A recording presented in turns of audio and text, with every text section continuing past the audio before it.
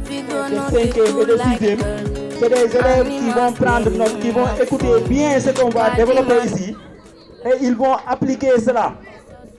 La présidente avait dit ici un mot très important. Elle a dit que la plupart pensent que le club EVF c'est un club de jeunes filles. Parce que la plupart des thèmes tournent autour de la... Beaucoup de filles s'intéressent à cela.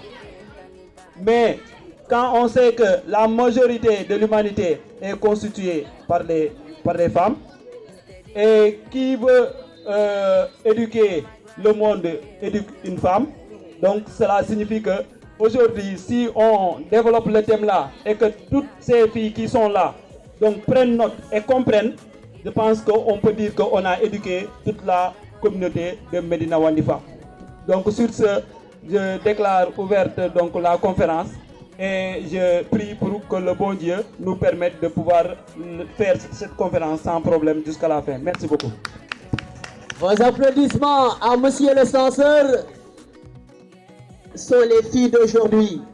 Les mères de demain sont les filles d'aujourd'hui. Donc si nous les éduquons, nous éduquons la société. Alors, merci beaucoup, Monsieur le censeur, d'avoir déclaré la séance ouverte.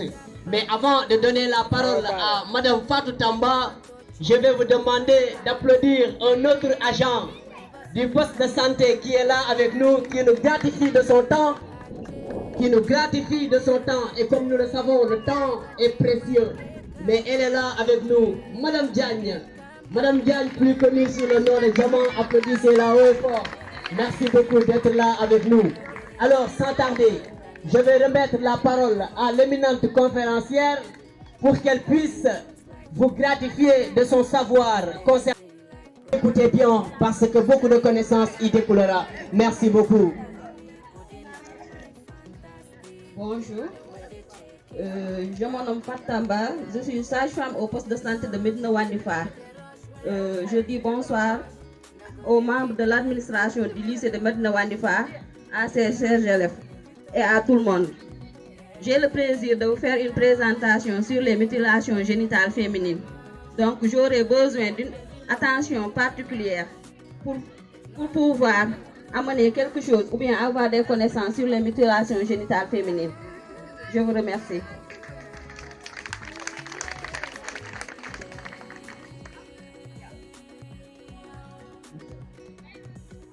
Bon, on peut commencer sur la présentation des mutilations génitales féminines.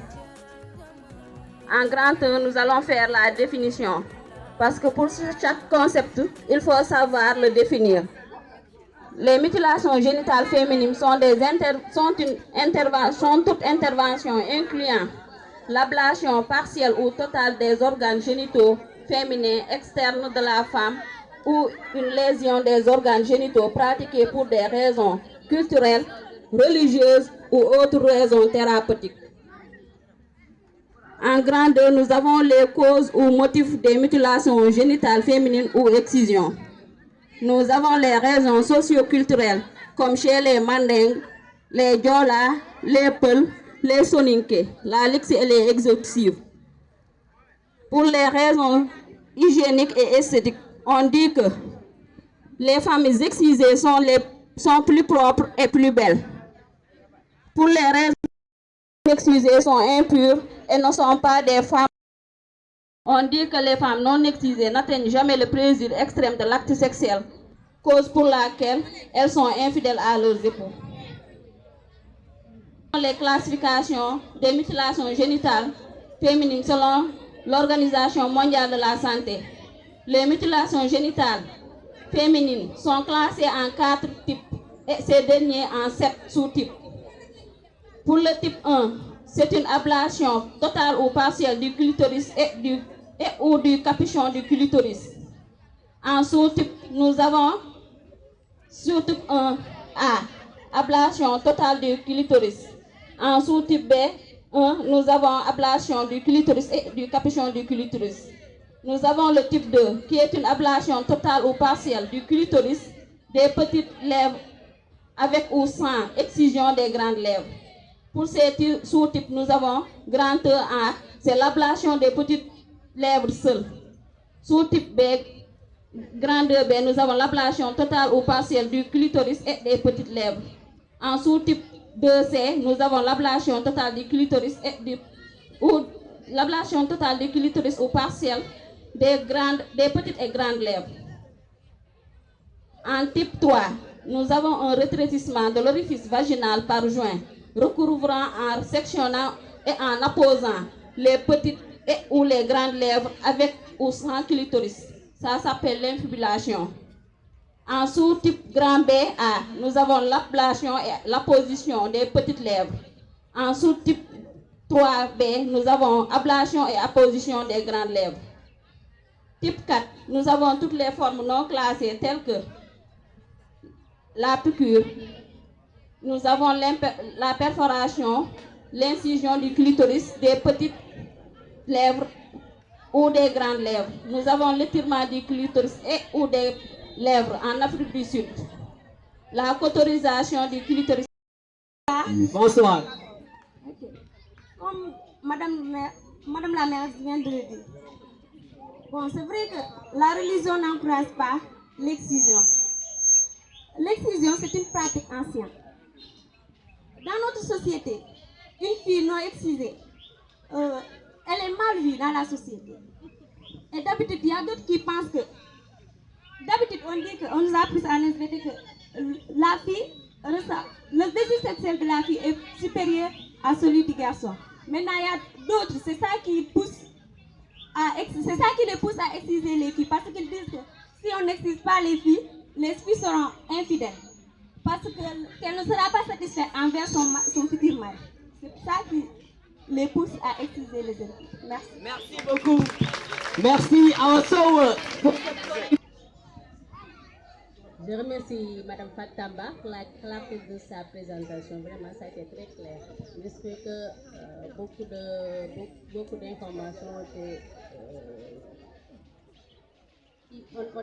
pas les élèves.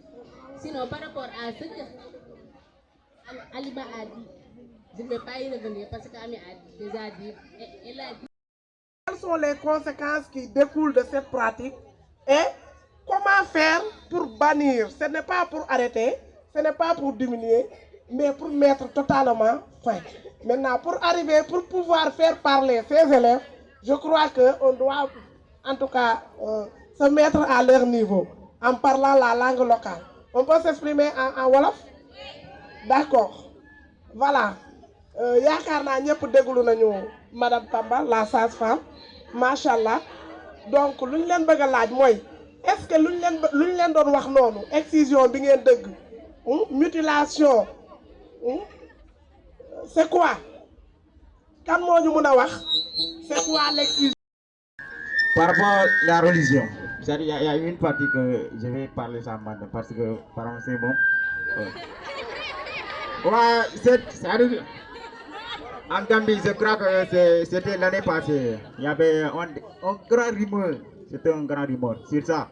Les Ebadou, ils ont rebellé sur ça. Ils ont dénoncé et ils ont montré des preuves. Moi aussi, j'avais oublié sinon j'allais amener ça. Même amener, on dit que le prophète a dit que c'est-à-dire, ni muso ni ke kafda. Anatarum kuyente tadla fulo le nyomma. Anatarum fenko plaisir janabu manna. Fenko manna. Ya courant et quoi. Madame, après vous allez dire ça en français. C'est-à-dire, nous kuyente tadla fulo le nyomma. Rapport sexuel, ni kuyente tadla fulo le nyomma. J'en connais des hadiths. Bien disons, j'en connais un hadith. Mais je ne vais pas revenir là-dessus. En tout cas, le prophète ne l'a pas fait pour ses filles. Alors, si c'était mauvais de ne pas le faire, le prophète l'aurait fait pour toutes ses filles. Alors, pour revenir à la question, est-ce qu'une fille non excisée est impropre? Parce qu'on constate que dans certaines familles, quand la fille non excisée cuisine, personne ne mange. Pourquoi? Parce qu'on la considère comme impropre. Est-ce que cet argument est fondé religieusement, oui ou non? Religieusement ou bien traditionnellement? Bonsoir tout le monde. Je voudrais vous remercier. Je remercie Madame la sage-femme et sa collègue. Je remercie l'ensemble des collègues qui sont ici présents. Je remercie aussi les élèves. Vraiment, nous sommes très honorés et très comblés votre présence. Je pense que le débat est tellement important. Voilà, le débat est tellement important et crucial, ça nous concerne. Mais aussi, les collègues qui ont parlé, ce qu'ils ont dit, c'est totalement religieux, comme la religion, surtout dans les ethnies. Comme l'a si bien dit mon neveu, ce qu'il incarnait, comme il parlait dans le cadre de la religion peut-être les marabouts, eux ils disent que... Alors, quelques mots de remerciement de la part de la présidente. Applaudissez la présidente. Bonsoir tout le monde. Je m'appelle Mouskouta Tienti. Je suis la présidente du club EVF qui signifie éducation à la vie familiale. Aujourd'hui, nous sommes très honorés. Aujourd'hui, nous sommes très honorés.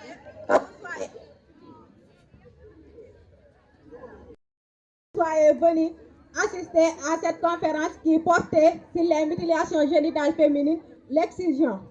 Nous espérons que cet exposé vous a permis de connaître les dangers de cette pratique et que vous seriez apte de propager les informations que vous avez reçues pour lutter contre ce phénomène.